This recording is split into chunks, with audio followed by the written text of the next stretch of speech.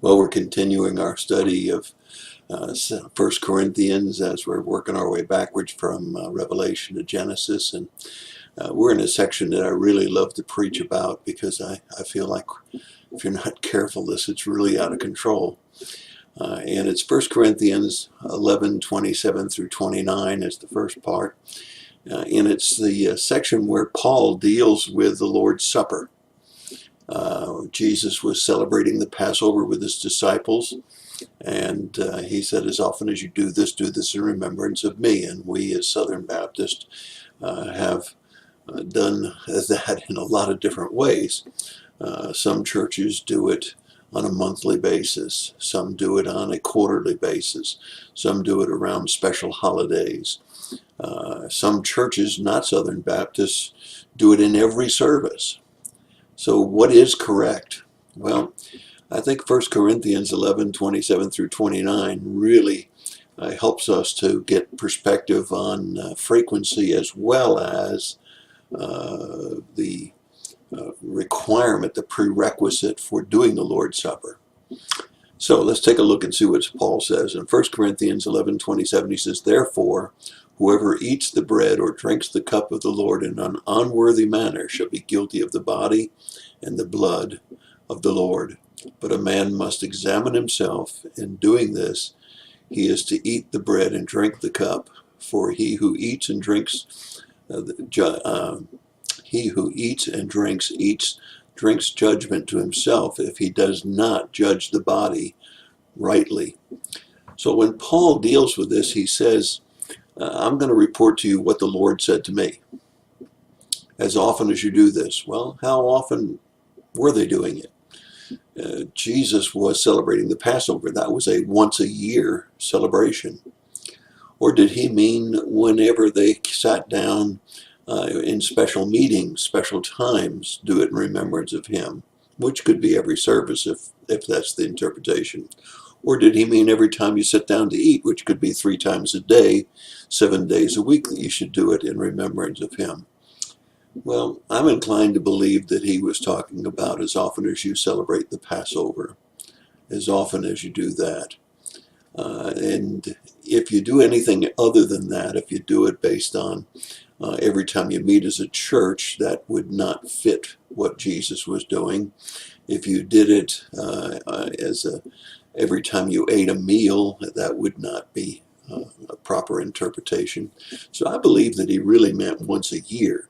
However, I think he was also leaving it wide open that if we want to do it more frequently, that we can, as long as we do it in remembrance of him. And what Paul was emphasizing was not just the action of doing the Lord's Supper, but also the attitude of doing the Lord's Supper. And the reason I know that that's correct is because in 1 Corinthians he's dealing with drunkards and gluttons.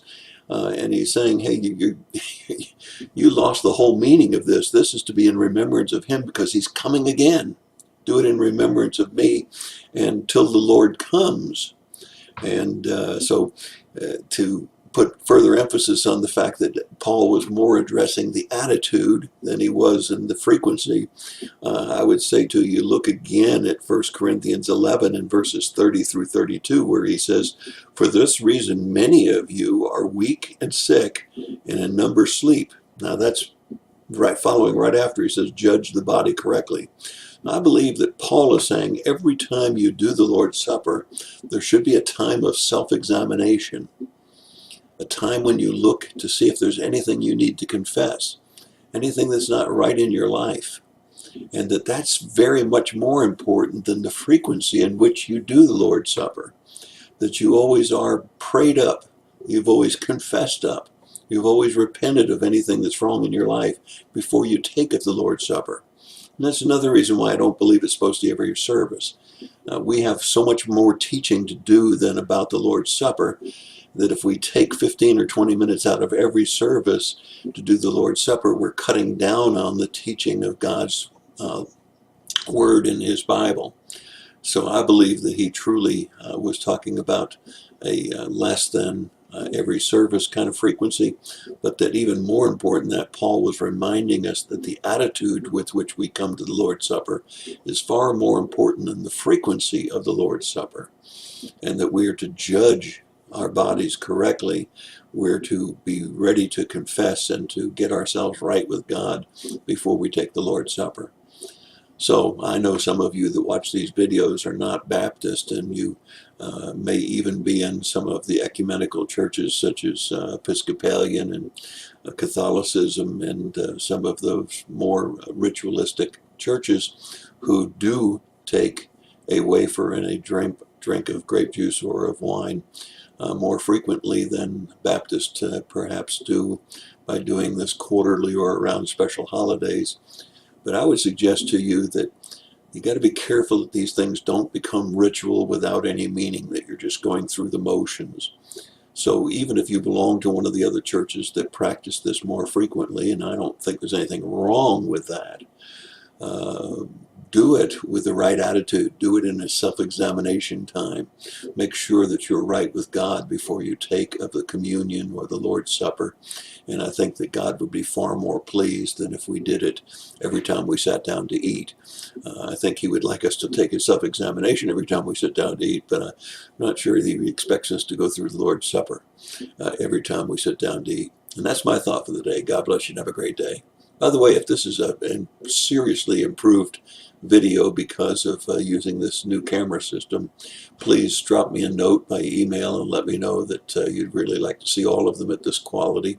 If the quality of the recording doesn't make any difference, it's the message that's more important to you, then you don't need to say anything at all to me. Thanks very much. God bless.